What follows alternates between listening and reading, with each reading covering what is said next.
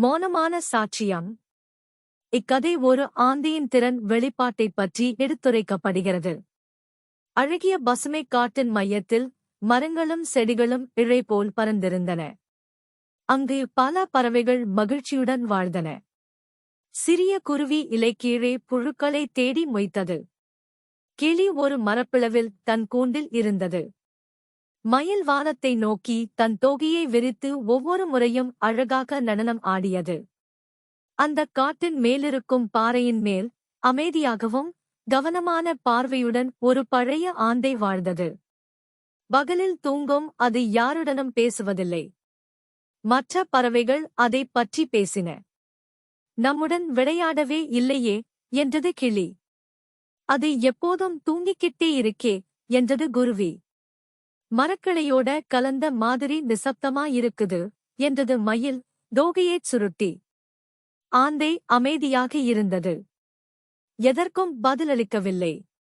ஒரு காலை குருவி கவலையுடன் கூச்சலிட்டது. என் சிறிய தானியப்பைகள் எங்கே போச்சு?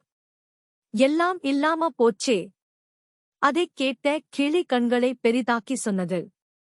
நானும் ஒரு வண்ண பூந்தொடி வைத்திருந்தேன். அது காணவில்லை. மயிலும் கவலையுடன் சொன்னது. என் சின்னமணி நாணயம் கூட தேடி தேடியும் கிடைக்கல. மற்ற பறவைகளும் அதிர்ச்சியில். யாராவது நம்ம கூண்டுக்குள்ள வந்திருக்கணும். இது திருட்டா? ஆனா யாரை நம்புறது? அவர்கள் ஒருவரையொருவர் சந்தேகிக்க ஆரம்பித்தனர். ஆனால் யாரிடமும் சான்று இல்லை. மோனம் மட்டுமே.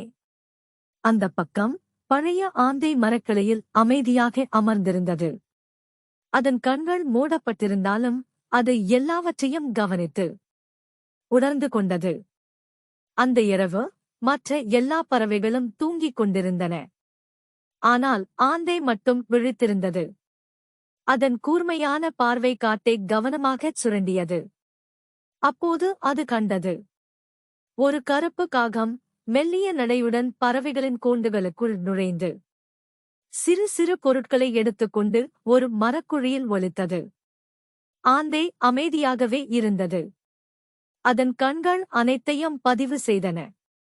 மறுநாள் காலையில் பறவைகள் இன்னும் குழப்பத்திலேயே இருந்தன. இன்னும் ஏதோ காணவில்லையே. இதெல்லாம் யாரோ செய்த மாதிரியே இருக்கே. இப்போ நாமையே சந்தேகிக்கிற மாதிரி இருக்கு என்று ஒருவரை சந்தேகிக்கத் தொடங்கினார்கள். அந்த நேரத்தில் மௌனமான ஆந்தை மெதுவாக பறந்து வந்தது. அது ஒரு பழைய மரத்தின் அடியில் உள்ள குழியைச் சுட்டிக் காட்டியது.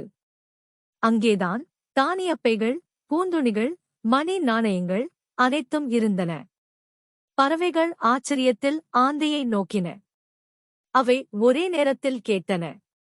இது எப்படி தெரிந்தது? யார்தான் எடுத்தது? நீயா பார்த்தே? அப்போது ஆந்தை மெதுவாக பேசத் தொடங்கியது. நான் இரவில் விழித்திருந்தேன்.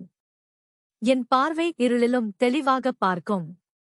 அந்தக் காகம்தான் எடுத்தது. எல்லா பொருட்களும் அவன் மறைத்த இடத்தில் தான் இருக்கின்றன. அந்த நேரத்தில் காகம் மெதுவாக பறந்து வந்தது. அது கீழே தலை குனிந்தபடி நின்றது. ஆம், நான் தான் எடுத்தேன். எல்லாருடைய பொருட்களையும் நான் தான் மறைத்து வைத்தேன். மன்னிக்கணும். இனிமேல் இப்படிச் செய்ய மாட்டேன். அதன் குரலில் வருத்தமும் உண்மையான மனநோக்கமும் இருந்தது. மற்ற பறவைகள் கோபப்படவில்லை. அவனுடைய உண்மையான வருத்தத்தை கேட்டவுடன் அது செய்த தவறை மன்னித்துவிட்டன. அந்த நாள் முதல் யாரும் ஆந்தையை ஏளனம் செய்யவில்லை. அதன் அமைதிக்கும் அறிவுக்கும் அனைவரும் மரியாதை செலுத்தினார்கள்.